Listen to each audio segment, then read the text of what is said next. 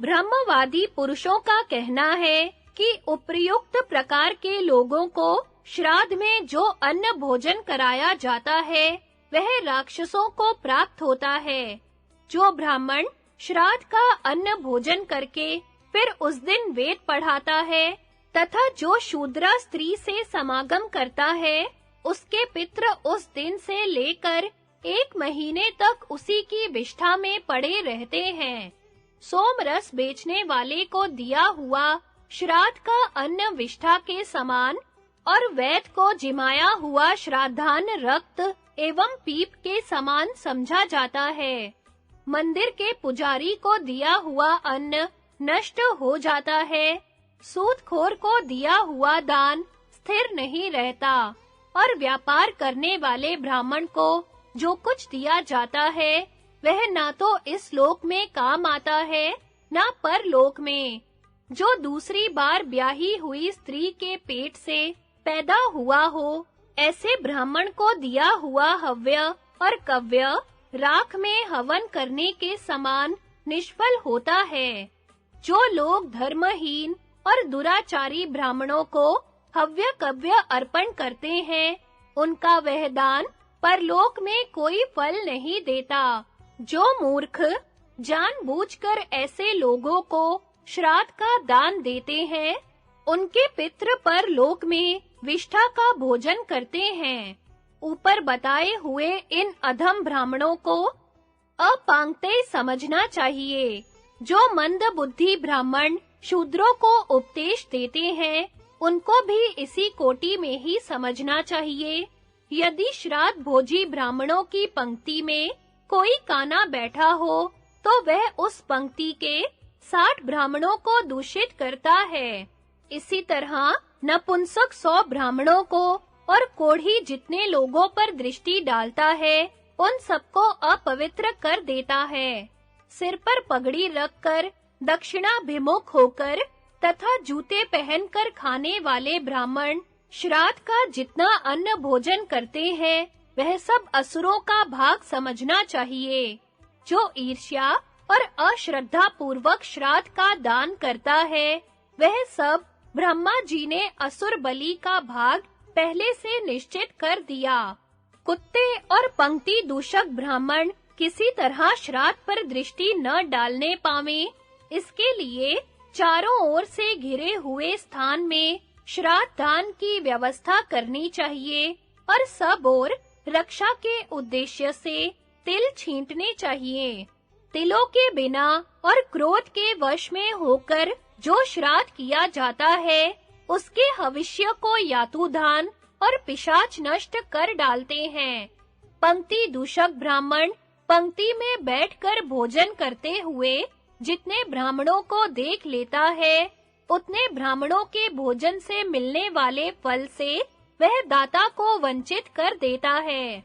भरत श्रेष्ठ, अब मैं तुम्हें पंक्ति पावन ब्राह्मणों का परिचय देता हूँ जो ब्राह्मण विद्या और वेद व्रत में निष्णात होकर सदाचार परायण रहते हैं।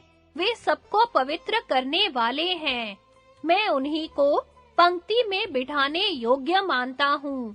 उन सबको पंक्ति पावन समझना चाहिए। जो त्रिणाची केत मंत्र का अध्ययन करने वाले, गारहपत्य आदि 5 अग्नियों के उपासक, त्रिसुपर्ण मंत्रों के ज्ञाता, षडंगों के विद्वान, ब्रह्मवेताओं के अंश में उत्पन्न, साम वेद के ज्ञाता, ज्येष्ठ साम का गान करने वाले और माता-पिता की आज्ञा में रहने वाले हैं, जिनके यहाँ 10 पीढ़ियों से वेदा अध्ययन की परंपरा चली आती है तथा जो ऋतु काल में अपनी ही स्त्री के साथ समागम करते हैं, ऐसे वेद विद्या और व्रत में प्रवीण ब्राह्मण पंक्ति को पवित्र करने वाले समझे जाते हैं। अथर्व वेद के ज्ञाता, ब्रह्मचारी, नियम पूर्वक व्रत का पालन करने वाले, सत्यवादी, धर्मात्मा तथा अपने कर्तव्य में तत्पर रहने वाले पुरुष भी पंक्ति पावन हैं। जिन्होंने पुण्य तीर्थों में गोते लगाने के लिए बहुत परिश्रम किया है, वेद मंत्रों के उच्चारण पूर्वक अनेकों यज्ञों का अनुष्ठान करके अवभृत स्नान किया है, जो क्रोध रहित, गंभीर, क्षमाशील, मन को वश में रखने वाले, जितेंद्रिय और संपूर्ण प्राणियों के हित में सदा लगे रहने वाले हैं, उन्हीं ब्राह्मणों को श्राद्ध में निमंत्रित करना चाहिए, क्योंकि ये पंक्ति पावन है और उन्हें दिया हुआ दान अक्षय होता है। इनके सिवा जो मोक्ष धर्म को जानने वाले यति और उत्तम प्रकार से व्रत का पालन करने वाले योगी हैं, जो शुद्ध चित्त होकर उत्तम ब्राह्मणों को इतिहास सुनाते हैं, जो महाभाष्य और व्याकरण के विद्वान हैं, तथा जो पुराण और धर्म शास्त्रों का न्याय पूर्वक अध्ययन करके उनकी आज्ञा के अनुसार विधिवत आचरण करने वाले हैं, जिन्होंने नियमित समय तक गुरुकुल में निवास करके वेदा अध्ययन किया है, जो परीक्षा के सहस्त्रों अवसरों पर सत्यवादी सिद्ध हुए हैं, तथा जो चारों वेदों के पढ़ने पढ़ाने में अग्रगण्य है, ऐसे ब्राह्मण पंक्ति को जितनी दूर देखते हैं, उतनी दूर में बैठे हुए ब्राह्मणों को वे पवित्र कर देते हैं। पंक्ति को पवित्र करने के कारण ही उन्हें पंक्ति पावन कहा जाता है। ब्रह्मवादी कहते हैं कि वेद की शिक्षा देने वाले एवं ब्रह्मज्ञानी पुरुषों के वंश में उत्पन्न हुआ ब्राह्मण अकेला ही 3.5 कोस तक का स्थान पवित्र कर सकता है। इसलिए सब प्रकार की चेष्टाओं से ब्राह्मणों की परीक्षा करके ही उन्हें श्राद्ध में निमंत्रित करना चाहिए। जिसके द्वारा किए हुए श्राद्ध के भोजन में मित्रों की प्रधानता रहती है, उसके उस श्राद्ध से पितरों को तृप्ति नहीं होती, तथा जो मनुष्य श्राद्ध में भोजन देकर दूसरों से मित्रता जोड़ता है, वह मृत्यु के बाद देवयान मार्ग से नहीं जाने पाता। जैसे पीपल का फल डंठल से टूटकर नीचे गिर जाता है, वैसे ही श्राद्ध को मित्रता का साधन बनाने वाला पुरुष स्वर्ग लोक से भ्रष्ट हो जाता है। इसलिए श्राद्धकर्ता को चाहिए कि वह श्राद्ध में मित्रों को निमंत्रण न दे। मित्रों को संतुष्ट करने के लिए धन देना उचित है। श्राद्ध और यज्ञ में भोजन तो उसे ही कराना चाहिए जो शत्रु या मित्र न होकर मध्यस्थ हो। जैसे ऊसर में बोया हुआ बीज ना तो जमता है और न बोने वाले को उसका कोई फल ही मिलता है, उसी प्रकार अयोग्य ब्राह्मणों को भोजन कराया हुआ श्राद्ध का अन्न न इस लोक में लाभ पहुंचाता है और न परलोक में ही कोई फल देता है। जैसे घास फूस की आग शीघ्र ही शांत हो जाती है, उसी प्रकार स्वाध्यायहीन ब्राह्मण तेजहीन होता है। अतः उसे श्राद्ध का दान नहीं देना चाहिए, क्योंकि राख में कोई भी हवन नहीं करता। जो लोग एक दूसरे के यहाँ श्राद्ध में भोजन करके परस्पर दक्षिणा देते और लेते हैं, उनकी वह दान दक्षिणा पिशाच दक्षिणा कहलाती है। वह ना देवताओं को मिलती है, ना पितरों को। जिसका बछड़ा मर गया है, ऐसी पुण्यहीना गौ जैसे दुखी होकर गौशाला में ही चक्कर लगाती रहती है, उसी प्रकार आपस में दी और ली हुई दक्षिणा इसी लोक में रह जाती है, वह पितरों तक नहीं पहुंचने पाती। जैसे आग बुझ जाने पर जो घृत का हवन किया जाता है, उसे ना देवता पाते हैं ना पितृ, उसी प्रकार नाचने वाले, गवैये और झूठ बोलने वाले अपात्र ब्राह्मण को दिया हुआ दान निष्फल होता है। अपात्र पुरुष को दी हुई दक्षिणा न दाता को तृप्त करती है, न दान लेने वाले को, प्रत्युत दोनों का ही नाश करती है। यही नहीं, वह विनाशकारिणी निंदित दक्षिणा दाता के पितरों को देवयान मार्ग से नीचे गिरा देती है। युधिष्ठिर, जो सदा ऋषियों के बताए हुए धर्म मार्ग पर चलते हैं, जिनकी बुद्धि एक निश्चय पर पहुंची हुई है तथा जो लोग संपूर्ण धर्मों के ज्ञाता हैं, उन्हीं को देवता लोग ब्राह्मण मानते हैं। ऋषि मुनियों में कोई स्वाध्याय निष्ठ, कोई ज्ञान निष्ठ, कोई तपोनिष्ठ और कोई कर्मनिष्ठ होते हैं। उनमें ज्ञान निष्ठ महर्षियों को ही श्राद्ध का अन्न जिमाना चाहिए। जो लोग ब्राह्मणों की निंदा नहीं करते, वे ही श्रेष्ठ मनुष्य हैं। जो बातचीत में ब्राह्मणों की निंदा करते हैं, उन्हें श्राद्ध में भोजन नहीं कराना चाहिए। मैंने वानप्रस्थ ऋषियों का यह वचन सुना है कि ब्राह्मणों की निंदा होने पर वे निंदा करने वाले की 3 पीढ़ियों का नाश कर डालते हैं। वेदवेता ब्राह्मणों की दूर से ही परीक्षा करनी चाहिए। वेदज्ञ पुरुष अपना प्रिय हो या अप्रिय, इसका विचार न करके उसे श्राद्ध में भोजन कराना चाहिए।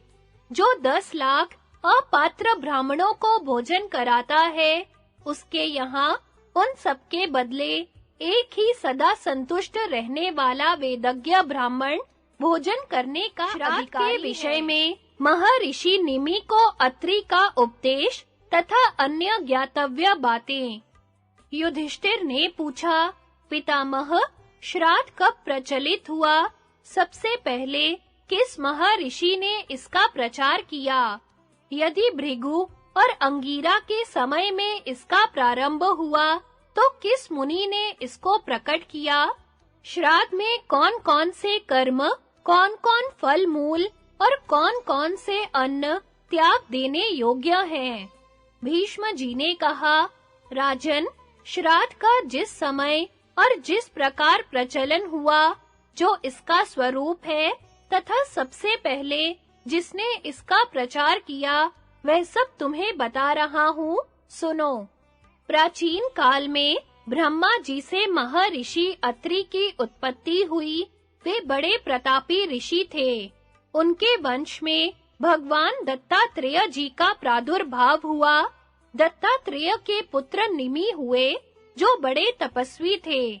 निमि के भी एक पुत्र हुआ, जिसका नाम था श्रीमान। वह बड़ा सुंदर था।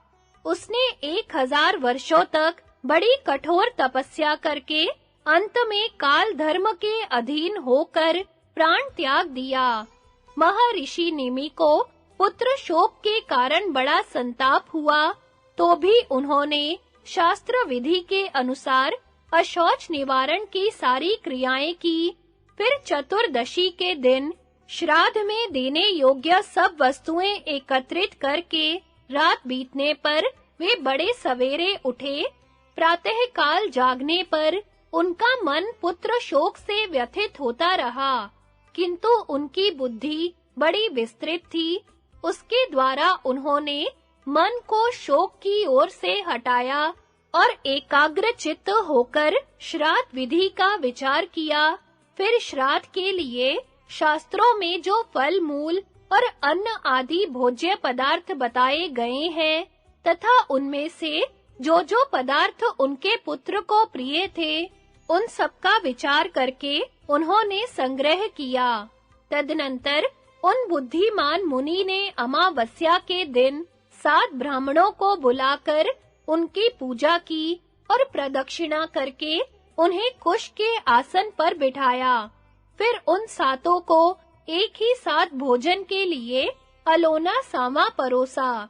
इसके बाद भोजन करने वाले ब्राह्मणों के पैरों के नीचे आसनों पर उन्होंने दक्षिणाग्र कुश बिछा दिए और अपने सामने भी दक्षिणाग्र कुश रखकर पवित्र एवं सावधान हो अपने पुत्र श्रीमान के नाम और गोत्र का उच्चारण करते हुए कुशों पर पिंड दान किया।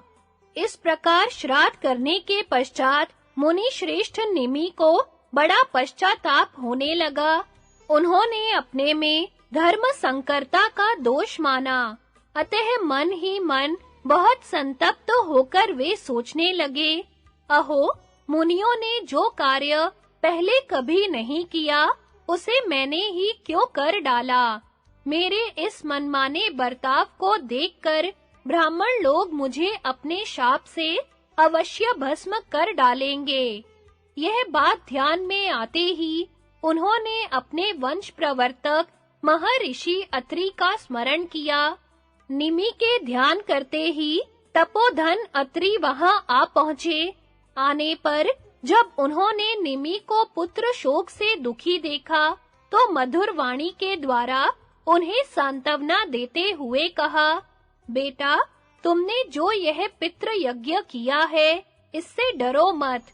सबसे पहले स्वयं ब्रह्मा जी ने इस धर्म का ज्ञान प्राप्त किया है और वे ही इसके प्रवर्तक भी हैं। उन्हीं के द्वारा विहित धर्म का तुमने अनुष्ठान किया है। ब्रह्मा जी के सिवा दूसरा कौन श्राद्ध विधि का उपदेश कर सकता है? अब मैं तुमसे स्वयं भू की बताई हुई श्राद्ध की उत्तम विधि का वर्णन करता हूँ। इसे सुनो और सुनकर इसी विधि के अनुसार श्राद्ध का अनुष्ठान करो।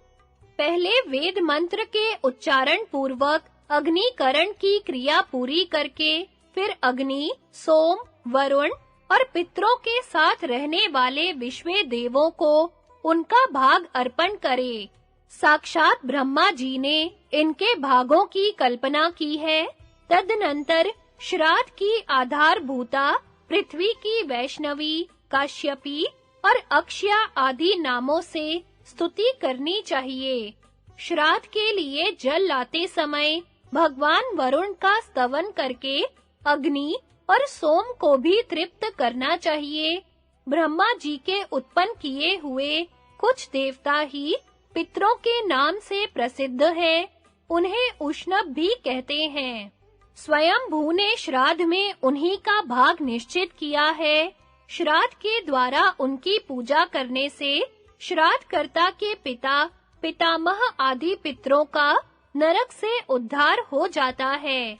ब्रह्मा जी ने पूर्व काल में जिन अग्निश्वात आदि पितरों को श्राद्ध का अधिकारी बताया है, उनकी संख्या 7 है। विश्वे देवों की चर्चा तो मैंने पहले ही की है। उन सबका मुख अग्नि है। वे सभी लोग यज्ञ में भाग प्राप्त करने के अधिकारी हैं। उनके नाम ये हैं: बल, धृति, विपाप्मा, पुण्यकृत, पावन, पार्षणिक क्षेमा, समूह, दिव्य सानु, विवस्वान, वीर्यवान, रीमान, कीर्तिमान, कृत, जितात्मा, मुनि वीर्य, दीप्त रोमा, भयंकर, अनुकर्मा, प्रतीत, प्रदाता, अंशुमान, शैलाप, परम क्रोधी, धीरोष्णी, भूपति, स्त्रज, वज्री, वरी, विद्युतवर्चा, सोमवर्चा, सूर्यश्री, सोमप, सूर्य सावित्र, दत्तात्मा, पुंडरीक, उष्णीनाभ, नभोद, विश्ववायु, दीप्ति, चमूहर, सुरेश, व्योमारी, शंकर, भव, ईश, कर्ता, कृति, दक्ष, भुवन, दिव्य कर्मकृत, गणित, पंचवीर्य, आदित्य, रश्मिवान, सप्तकृत, सोमवर्चा, विश्वकृत, कवि, अनुगोप्ता, सुगोप्ता, नप्ता और ईश्वर। इस प्रकार सनातन विश्वे देवों के नाम बतलाए गए। अब श्राद्ध में निषिद्ध वस्तुओं का वर्णन करता हूँ। अनाज में कोदो और पुलक, हिंगू द्रव्यों में हींग, लहसुन और प्याज, शाकों में सहंजन, कचनार, गाजर, कुम्हड़ा, आंवला और लौकी आदि, काला नमक, काला जीरा, बिरिया नमक, शीतपाकी, बांस करीर आदि के अंकुर और सिंघाड़ा, ये सब वस्तुएं शास्त्र में वर्जित है। सब प्रकार के नमक, जामुन के फल तथा छींक या आंसू से दूषित हुए पदार्थ भी श्राद्ध में त्याग देने चाहिए। श्राद्ध और यज्ञ में सुदर्शन नामक शाक निंदित माना गया है। उसके हविष्य से देवता और पितृ प्रसन्न नहीं होते।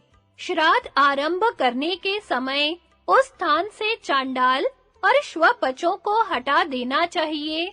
इसी तरह गेरुआ कपड़ा धारण करने वाला मनुष्य, कोढ़ी, पतित, ब्रह्म हत्यारा, वर्ण संकर ब्राह्मण तथा धर्म भ्रष्ट संबंधी भी यदि श्राद्ध भूमि के आसपास खड़ा हो तो उसे हटा देना चाहिए। पिंड दान के समय इन सबको दूर करना ही उचित है। भीष्म जी कहते हैं, इस प्रकार अपने वंशज महर्षि निमि को श्राद्ध का उपदेश देकर महातपस्वी अत्रि मुनि ब्रह्मा जी की दिव्य सभा में चले गए। धर्मराज, इस प्रकार पहले निमि ने श्राद्ध का आरंभ किया। उसके बाद सब महर्षि उनकी देखा-देखी शास्त्र विधि के अनुसार पितृ यज्ञ का अनुष्ठान करने लगे। नियम पूर्वक व्रत धारण करने वाले धर्मपरायण ऋषि पिंड दान करने के पश्चात तीर्थ के जल से पितरों का तर्पण भी करते थे। धीरे-धीरे चारों वर्णों के लोग श्राद्ध में देवताओं और पितरों को अन्न देने लगे। लगातार श्राद्ध में भोजन करते-करते देवता और पितर पूर्ण तृप्त हो गए। अब वे अन्न पचाने के प्रयत्न में लगे। अजीर्ण से उन्हें विशेष कष्ट होने लगा। तब वे सोम देवता के पास जाकर बोले, भगवान, हम निरंतर श्राद्ध का अन्न भोजन करने के कारण अजीर्ण से पीड़ित हो रहे हैं। अब आप हम लोगों का कल्याण कीजिए। तब सोम ने उनसे कहा, देवताओं, यदि आप लोग कल्याण चाहते हैं तो ब्रह्मा जी की सभा में जाइए। वे ही आप लोगों का कष्ट दूर करेंगे। सोम की बात सुनकर देवता और पितर मेरु के शिखर पर विराजमान ब्रह्मा जी के पास गए और इस प्रकार कहने लगे, भगवान, श्राद्ध का अन्न खाते-खाते हम अजीर्ण हो गए हैं। इससे हम बहुत कष्ट पा रहे हैं। आप कृपा करके हम लोगों का कल्याण कीजिए। देवताओं की बात सुनकर ब्रह्मा जी बोले, देवगण, मेरे निकट ये अग्नि देव विराजमान है। ये ही तुम्हारे कल्याण की कोई बात बताएंगे। अग्नि बोले, देवताओं और पितरों, अब से श्राद्ध में हम लोग साथ ही भोजन किया करेंगे। मेरे साथ रहने से आप लोगों का अजीर्ण दूर हो जाएगा। यह सुनकर उनकी चिंता मिट गई। इसलिए श्राद्ध में पहले अग्नि का भाग दिया जाता है। अग्नि में हवन करने के बाद जो पितरों के निमित्त पिंड दान दिया जाता है, उसे ब्रह्म राक्षस दूषित नहीं करते। श्राद्ध में अग्नि देव को उपस्थित देखकर राक्षस वहां से भाग जाते हैं। सबसे पहले पिता को, उनके बाद पितामह को और उनके बाद प्रपितामह को पिंड देना चाहिए। यही श्राद्ध की विधि है। प्रत्येक पिंड देते समय एकाग्र चित्त होकर गायत्री मंत्र का जप तथा सोमाय पित्र मते स्वाहा इसका उच्चारण करना चाहिए। रजस्वला और कनकटी स्त्री को श्राद्ध भूमि में उपस्थित न होने दे। दूसरे कुल की स्त्री को श्राद्ध का भोजन तैयार करने में ना लगावे। तर्पण करते समय पिता पितामह आदि के नाम का उच्चारण करे। किसी नदी के किनारे पहुंचने पर पितरों का पिंडदान और तर्पण अवश्य करना चाहिए। पहले अपने कुल के पितरों को जल से तृप्त करने के पश्चात मित्रों और संबंधियों को जलांजलि देनी चाहिए। चितकबरे बैलों से जुटी हुई गाड़ी में बैठकर नदी पार करते समय बैलों की पूंछ से पितरों का तर्पण करना चाहिए, क्योंकि पितर वैसे तर्पण की अभिलाषा रखते हैं। इसी तरह नाव से नदी पार करने वालों को भी पितरों का तर्पण करना चाहिए। जो तर्पण के महत्व को जानते हैं, वे नाव में बैठने पर एकाग्र चित्त हो अवश्य ही पितरों को जल दान करते हैं। कृष्ण पक्ष में जब महीने का आधा समय बीत जाए, उस दिन अर्थात अमावस्या तिथि को अवश्य श्राद्ध करना चाहिए। पितरों की भक्ति से मनुष्य को पुष्टि, आयु, वीर्य और लक्ष्मी की प्राप्ति होती है। ब्रह्मा जी, पुलस्त्य, वशिष्ठ, पुलह, अंगीरा, क्रतु और महर्षि कश्यप, ये 7 ऋषि महान योगेश्वर और पितृ माने गए हैं। इस प्रकार यह शास्त्र की उत्तम विधि बताई गई। मरे हुए मनुष्य अपने वंशजों द्वारा पिंड दान पाकर प्रेतत्व की कष्ट से छुटकारा पा जाते हैं। राजा युधिष्ठिर, यह मैंने शास्त्र के अनुसार तुम्हें श्राद्ध की उत्पत्ति का प्रसंग उपवास और ब्रह्मचर्य आदि के लक्षण तथा प्रतिग्रह के दोष बताने के लिए राजा वृषादर्भी और 7 ऋषियों की कथा। युधिष्ठिर ने पूछा, पितामह, यदि व्रतधारी विप्र किसी ब्राह्मण की इच्छा पूर्ण करने के लिए उसके घर श्राद्ध का अन्न भोजन कर ले, तो इसे आप कैसा मानते हैं? भीष्म जी ने कहा, युधिष्ठिर, जो वेदोक्त व्रत का पालन नहीं करते, वे ब्राह्मण की इच्छा पूर्ति के लिए श्राद्ध में भोजन कर सकते हैं, किंतु जो वैदिक व्रत का पालन कर रहे हों, वे यदि किसी के अनुरोध से श्राद्ध का अन्न ग्रहण करते हैं, तो उन्हें अपना व्रत भंग करने के दोष का भागी होना पड़ता है। युधिष्ठिर ने पूछा, पितामह, साधारण लोग जो उपवास को ही तप कहा करते हैं, उसके संबंध में आपकी क्या धारणा है? मैं यह जानना चाहता हूँ कि वास्तव में उपवास ही तप है या उसका और कोई स्वरूप है? भीष्म जी ने कहा, युधिष्ठिर, जो लोग 15 दिन या 1 महीने तक उपवास करके उसे तपस्या मानते हैं, वे व्यर्थ ही अपने शरीर को कष्ट देते हैं।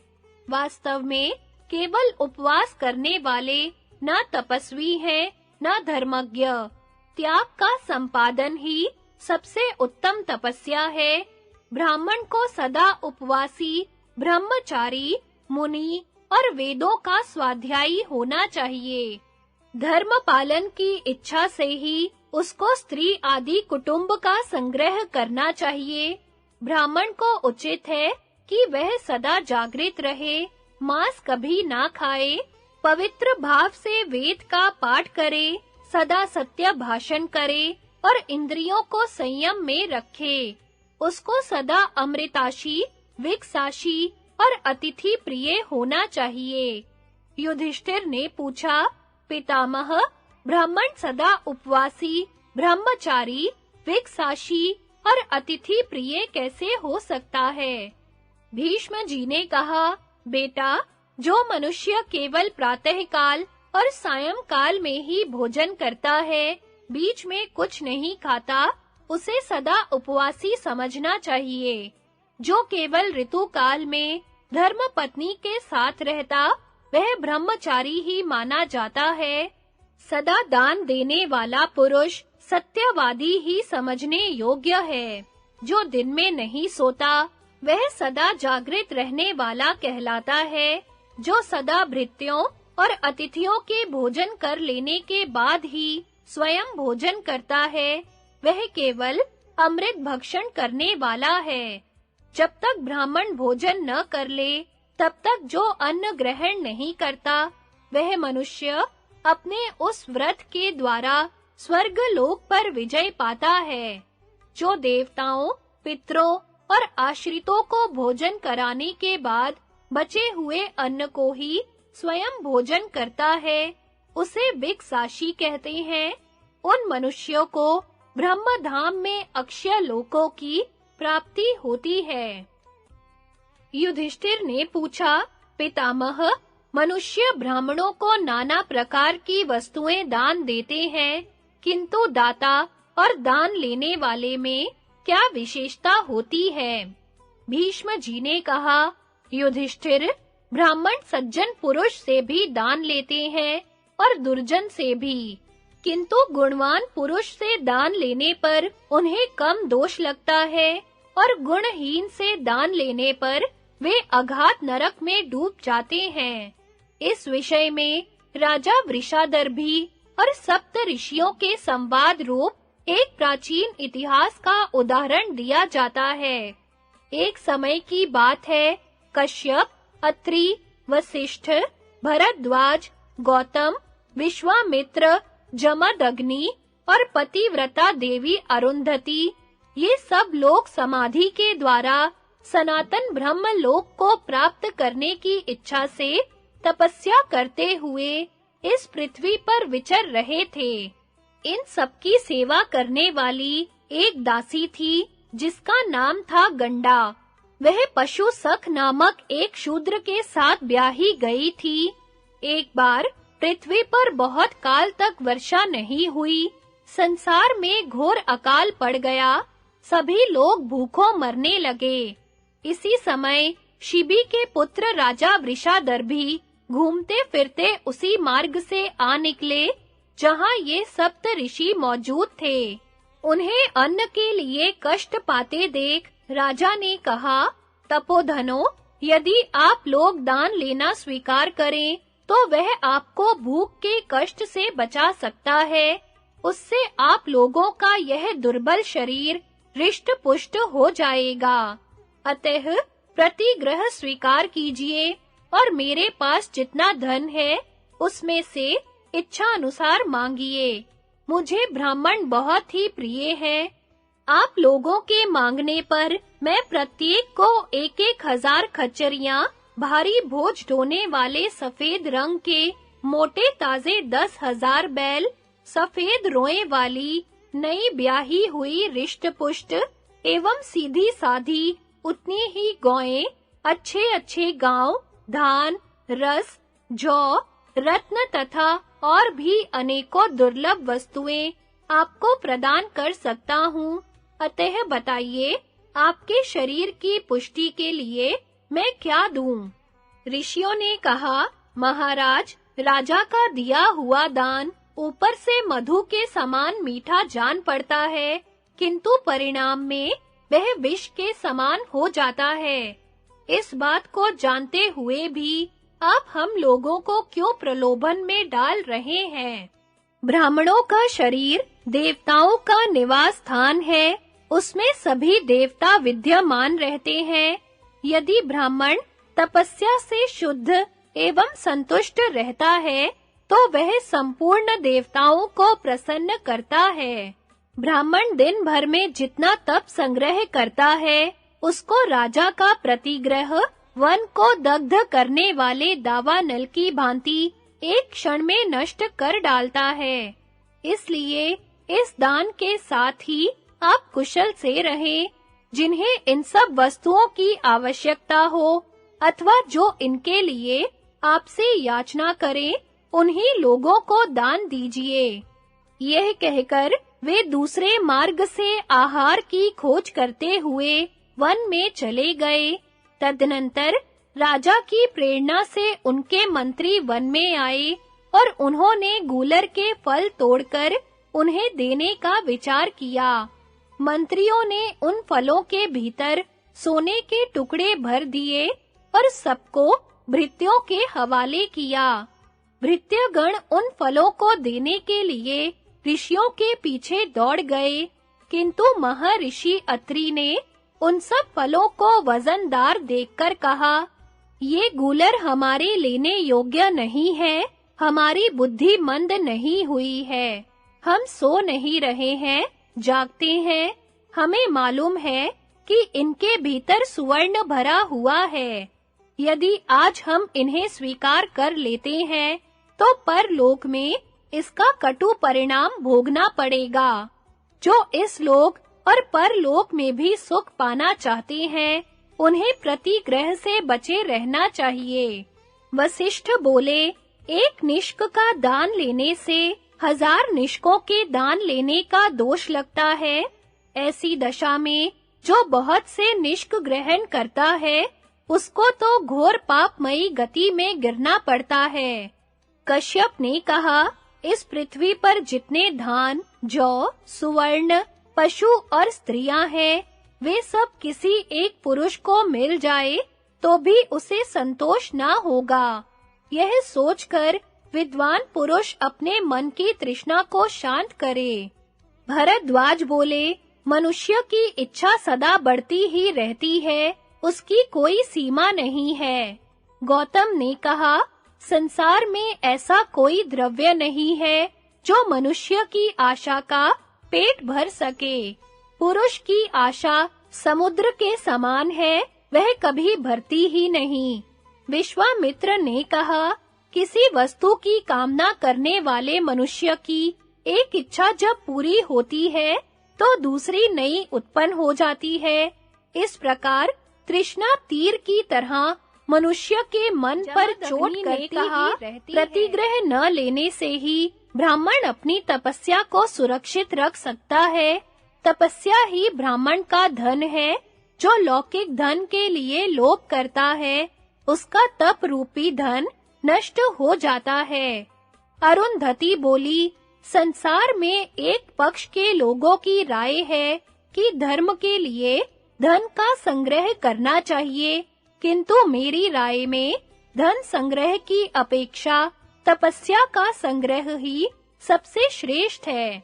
गंडा ने कहा, मेरे ये मालिक लोग अत्यंत शक्तिशाली होते हुए भी जब इस भयंकर प्रतिग्रह के भय से इतना डरते हैं, तो मेरी क्या बिसात है। मुझे तो दुर्बल प्राणियों की भांति इससे बड़ा भय लग रहा है। पशु सख ने कहा, धर्म का पालन करने पर जिस धन की प्राप्ति होती है, उससे बढ़कर कोई धन नहीं है। उस धन को ब्राह्मण ही जानते हैं। अतः मैं भी उसी धर्ममय धन की प्राप्ति का उपाय सीखने के लिए विद्वान ब्राह्मणों की सेवा में लगा हूँ। ऋषियों ने कहा, जिसकी प्रजा ये कपट युक्त फल देने के लिए ले आई है, तथा जो इस प्रकार फल के ब्याज से हमें सुवर्ण दान कर रहा है, उस राजा का उसके दान के साथ ही भला हो। भीष्म जी कहते हैं, युधिष्ठिर, यह कहकर उन सुवर्ण युक्त फलों का परित्याग करके वे समस्त व्रतधारी महर्षि वहां से अन्यत्र चले गए। तब मंत्रियों ने शैव्य के पास जाकर कहा, महाराज, उन फलों को देखते ही ऋषियों को यह संदेह हुआ कि हमारे साथ छल किया जा रहा है। इसलिए वे फलों का परित्याग करके दूसरे मार्ग से चले गए हैं। सेवकों के ऐसा कहने पर राजा वृषादर्भी को बड़ा कोप हुआ और वे उनसे अपने अपमान का बदला लेने का विचार करके राजधानी को लौट गए। वहां जाकर अत्यंत कठोर नियमों का पालन करते हुए वे आहवनीय अग्नि में अभिचारिक मंत्र पढ़कर एक-एक आहुति डालने लगे। आहुति समाप्त होने पर उस अग्नि से एक भयंकर कृत्या प्रकट हुई। राजा वृषादर्भी ने उसका नाम यातुधानी रखा। काल रात्रि के समान विकराल रूप धारण करने वाली वह कृत्या हाथ जोड़कर राजा के पास उपस्थित हुई और बोली, महाराज, मैं आपकी किस आज्ञा का पालन करूं? राजा ने कहा, यातुधानी, तुम यहाँ से वन में जाओ और वहाँ अरुंधति सहित सातों ऋषियों का, उनकी दासी का और उस दासी के पति का भी नाम पूछकर उसका तात्पर्य अपने मन में धारण करो। इस प्रकार उन सबके नामों का अर्थ समझकर उन्हें मार डालो। इसके बाद जहाँ इच्छा हो वहाँ चली जाना। राजा की यह आज्ञा पाकर यातुधानी ने तथास्तु कहकर इसे स्वीकार किया और जहाँ वे महर्षि विचरा करते थे उस वन में चली गई।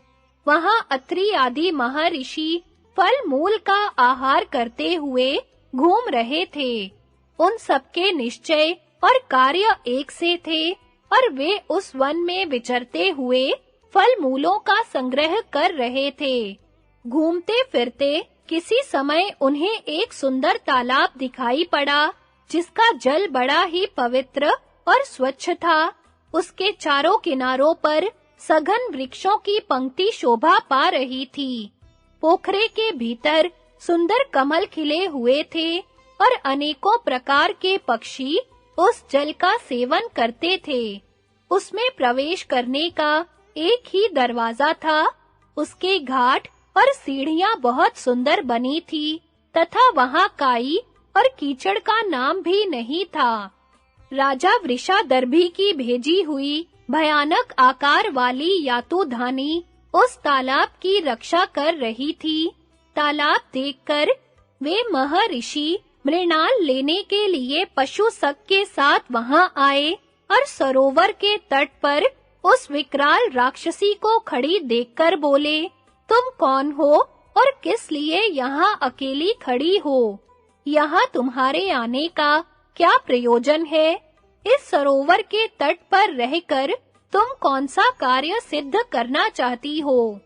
यातुधानी ने कहा, तपस्वियों, मैं जो कोई भी हूँ, तुम्हें मेरा परिचय पूछने की आवश्यकता नहीं है। तुम इतना ही जान लो कि मैं इस तालाब की रखवाली करने वाली हूँ। ऋषियों ने कहा, भद्रे, हम सब लोग भूख से व्याकुल हो रहे हैं। हमारे पास खाने के लिए कुछ भी नहीं है। अतः यदि तुम आज्ञा दो तो हम सब मिलकर इस तालाब से कुछ मृणाल उखाड़ लें। यातुधानी बोली, ऋषियों, एक शर्त पर तुम इस तालाब से इच्छा अनुसार मृणाल ले सकते हो। एक-एक आदमी आकर अपना नाम बताओ और कमल की नाल ले लो। देर करने की आवश्यकता नहीं है। भीष्म जी कहते हैं, उसकी बात सुनकर महर्षि अत्रि यह समझ गए कि यह राक्षसी कृत्या है और हम सब ऋषियों का वध करने की इच्छा से यहाँ आई है। तथापि भूख से व्याकुल होने के कारण उन्होंने इस प्रकार उत्तर दिया, कल्याणी, काम आदि शत्रुओं से त्राण करने वाले को अरात्रि कहते हैं और अत से बचाने वाला अत्रि कहलाता है। इस प्रकार मैं ही अरात्रि होने के कारण अत्रि हूँ। जब तक जीव को एकमात्र परमात्मा का ज्ञान नहीं होता, तब तक की अवस्था रात्रि कहलाती है। उस अज्ञानावस्था से रहित होने के कारण भी मैं अरात्रि एवं अत्रि कहलाता हूँ। संपूर्ण प्राणियों के लिए अज्ञात होने के कारण जो रात्रि के समान है, उस परमात्म तत्व में मैं सदा जागृत रहता हूँ। अतः वह मेरे लिए अरात्रि के समान है। इस व्युत्पत्ति के अनुसार ही मैं अरात्रि और अत्रि नाम धारण करता हूँ। यही मेरे नाम का तात्पर्य समझो। यातुधानी बोली, तेजस्वी महर्षि, आपने जिस प्रकार अपने नाम का तात्पर्य बताया है, उसका मेरी समझ में आना कठिन है। अच्छा, अब आप तालाब में उतरिए। वशिष्ठ ने कहा, मेरा नाम वशिष्ठ है। सबसे श्रेष्ठ होने के कारण लोग मुझे वरिष्ठ भी कहते हैं। मैं गृहस्थ आश्रम में वास करता हूँ, अतः वशिष्ठता और वास के कारण तुम मुझे वशिष्ठ समझो। यातुधानी बोली, मुने, आपने जो अपने नाम की व्याख्या की है, उसके तो अक्षरों का भी उच्चारण करना बहुत कठिन है। मैं इस नाम को याद नहीं रख सकती। आप जाइए, तालाब में प्रवेश कीजिए। कश्यप ने कहा, यातुधानी, कश्य नाम है शरीर का, जो उसका पालन करता है, उसे कश्यप कहते हैं। मैं प्रत्येक कुल में अंतर्यामी रूप से प्रवेश करके उसकी रक्षा करता हूँ, इसलिए कश्यप हूँ। कु अर्थात पृथ्वी पर वम यानी वर्षा करने वाला सूर्य भी मेरा ही स्वरूप है, इसलिए मुझे कुवम भी कहते हैं। मेरे देह का रंग काश के फूल की भांति उज्जवल है, अतः मैं काश्य नाम से भी प्रसिद्ध हूँ। यही मेरा नाम है, तुम इसे धारण करो। यातुधानी बोली, महर्षि, आपके नाम का तात्पर्य समझना मेरे लिए बहुत कठिन है। आप भी कमलों से भरी हुई इस बावड़ी में जाइए। भरद्वाज बोले, कल्याणी, जो मेरे पुत्र और शिष्य नहीं है, उनका भी मैं पालन करता हूँ, तथा देवता, ब्राह्मण, अपनी धर्म पत्नी तथा द्वाज मनुष्यों का भी भरण पोषण करता हूँ, इसलिए भरद्वाज नाम से प्रसिद्ध हूँ। यातुधानी बोली, मुनिवर, आपके नाम अक्षर का उच्चारण करने में भी मुझे कलेश जान पड़ता है, इसलिए मैं इसे धारण नहीं कर सकती। जाइए, आप भी इस सरोवर में उतरिए। गौतम ने कहा, कृत्य, मैंने इंद्रिय संयम के द्वारा गो का भी दमन किया है, इसलिए गोदम नाम धारण करता हूँ। मैं धूम रहित अग्नि के समान तेजस्वी हूँ। सब में समान दृष्टि रखने के कारण तुम्हारे या और किसी के द्वारा मेरा दमन नहीं हो सकता। मेरे शरीर की कांति अंधकार को दूर करने वाली है, अतः तुम मुझे बोली, महामुने, आपके नाम की व्याख्या भी मैं नहीं समझ सकती।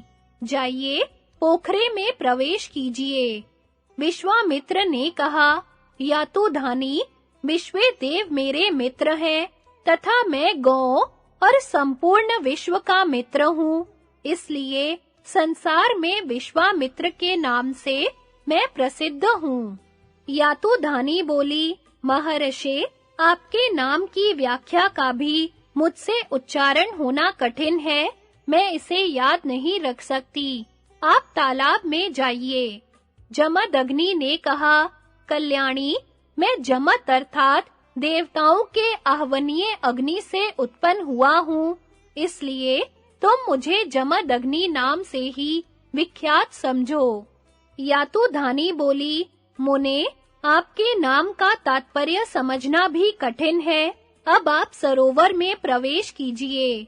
अरुंधति बोली, यातुधानी, मैं अरु अर्थात पर्वत, पृथ्वी और द्युलोक को अपनी शक्ति से धारण करती हूँ, अपने स्वामी से कभी दूर नहीं रहती और उनके मन के अनुसार चलती हूँ, इसलिए मेरा नाम अरुंधति है।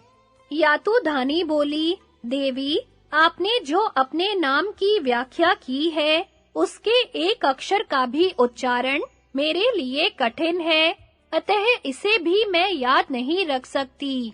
आप तालाब में प्रवेश कीजिए। गंडा ने कहा, यातुधानी, गडी धातु से गंडी शब्द की सिद्धि होती है। यह मुख के एक देश कपोल का वाचक है। मेरा कपोल ऊंचा है, इसलिए लोग मुझे गंडा कहते हैं। यातुधानी बोली, तुम्हारे नाम की व्याख्या का भी उच्चारण मेरे लिए कठिन है, अतः इसको याद रखना बिल्कुल असंभव है। जाओ, तुम भी बावड़ी में उतरो। पशु सख ने कहा, आग से पैदा हुई कृत्य, मैं पशुओं को प्रसन्न रखता हूँ और उनका प्रिय सखा हूँ। इस गुण के अनुसार मेरा नाम पशु सख है। यातुधानी बोली, तुम्हारे नाम के अक्षरों का उच्चारण मेरे लिए कष्टप्रद है, अब तुम भी पोखरे में जाओ। इन ऋषियों के साथ शुनह सख नामधारी एक सन्यासी भी था। उसने अपना परिचय इस प्रकार दिया, यातुधानी, इन ऋषियों ने जिस प्रकार अपना नाम बताया है, उस तरह मैं नहीं बता सकता। तुम मेरा नाम शुनह सख समझो। यातुधानी बोली, विप्रवर, आपने संदिग्ध वाणी में अपना नाम बताया है, अब फिर स्पष्ट रूप से अपने नाम की व्याख्या कीजिए।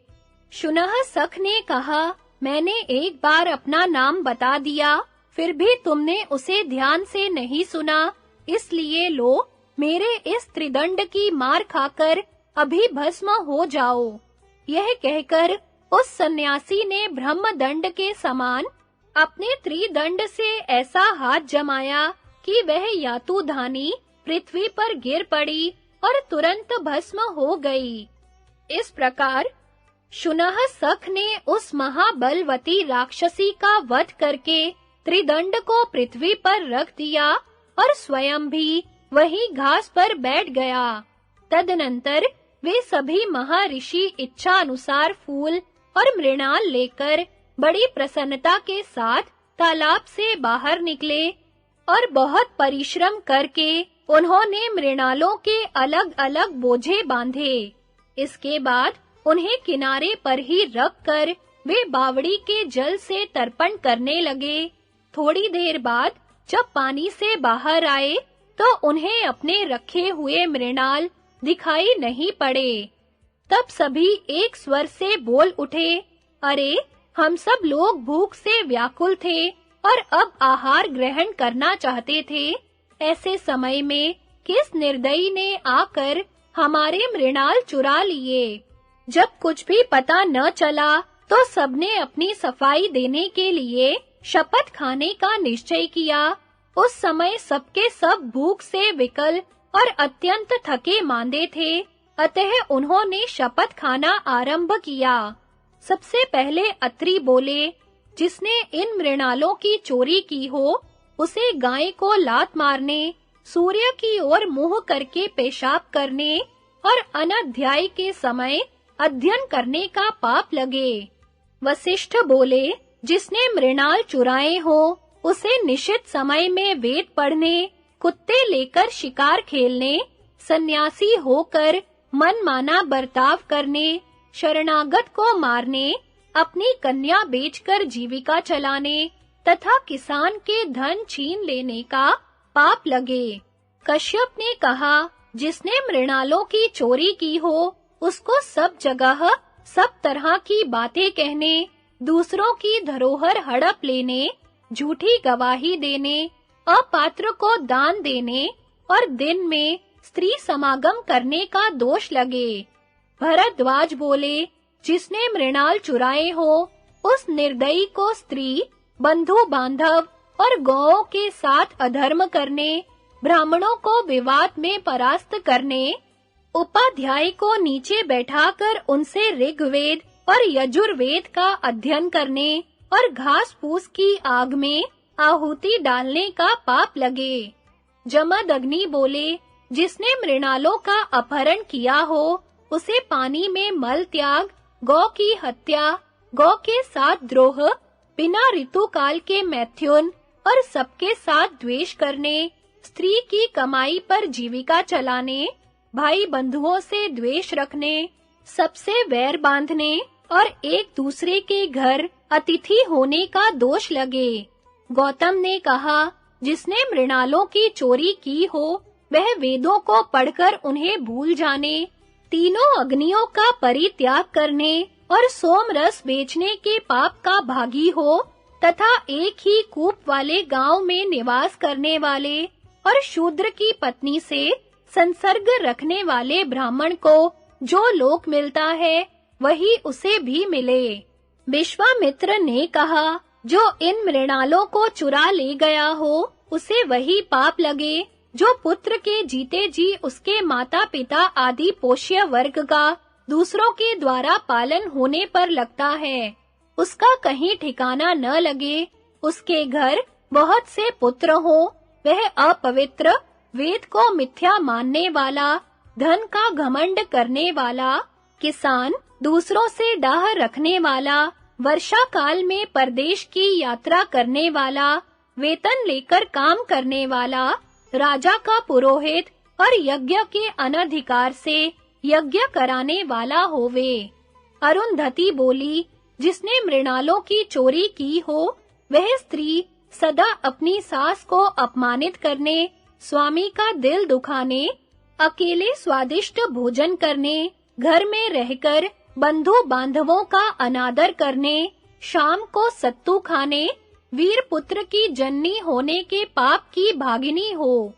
गंडा बोली, जिस स्त्री ने मृणाल की चोरी की हो, उसे झूठ बोलने, बंधुओं के साथ विरोध करने, कन्या बेचने, रसोई बनाकर अकेले भोजन करने और व्यभिचारिणी होने का पाप लगे। पशु सख बोला, जिसने मृणालों की चोरी की हो, वह दासी के गर्भ से जन्म ले, संतानहीन और दरिद्र रहे तथा उसे देवताओं को नमस्कार न करने का दोष लगे। शुनह सख ने कहा, जिसने इन मृणालों को चुराया हो, वह यजुर्वेद के ज्ञाता ऋत्विज अथवा सोमवेद के ज्ञाता ब्रह्मचारी को कन्यादान देने का फल प्राप्त करे और अथर्व वेद का अध्ययन समाप्त करके विधिवत स्नान करने के पुण्य का भागी हो। सन्यासी के यों कहने पर सप्त ऋषियों ने कहा, शुनः सुख, तुमने जो शपथ की है वह तो ब्राह्मणों को अभीष्ट है, अतः जान पड़ता है चोरी तुमने ही की है। शुनः सख ने कहा, मुनिवरो, आपका कहना ठीक है। वास्तव में मृणालों की चोरी मैंने ही की है। जब आप लोग तर्पण कर रहे थे, उसी समय आपकी दृष्टि बचाकर मैंने इन्हें छिपा दिया था। देखिए, ये रहे आपके मृणाल। मैंने आप लोगों की परीक्षा के लिए ही ऐसा किया था। आप मुझे सन्यासी नहीं, इंद्र समझें। आप लोगों की रक्षा करने के उद्देश्य से मैं यहाँ आया था। राजा वृषादर्भी की भेजी हुई अत्यंत क्रूर कर्म करने वाली यातुधानी कृत्या आप लोगों का वध करने की इच्छा से यहाँ आई थी। अग्नि से इसका आविर्भाव हुआ था। यह पापिनी बड़े दुष्ट स्वभाव वाली थी। यह आपको अवश्य मार डालती। इसी से यहाँ उपस्थित होकर मैंने इसका वध कर डाला है। तपोधनो, आप लोगों ने लोभ का परित्याग करने के कारण अक्षय लोकों पर अधिकार प्राप्त किया है। वे लोग समस्त कामनाओं को पूर्ण करने वाले हैं। अब आप यहाँ से उठकर वहीं चलिए। भीष्म जी कहते हैं, युधिष्ठिर, इंद्र की बात सुनकर महर्षियों को बड़ी प्रसन्नता हुई। उन्होंने तथास्तु कहकर देवराज की आज्ञा स्वीकार की और सबके सब उनके साथ स्वर्ग को चले गए। इस प्रकार उन महात्माओं ने भूखे होने पर भी लोभ नहीं किया। इसी से उन्हें स्वर्ग की प्राप्ति हुई। अतः मनुष्य को चाहिए कि प्रत्येक अवस्था में लोभ का परित्याग करे। यही सबसे बड़ा धर्म है।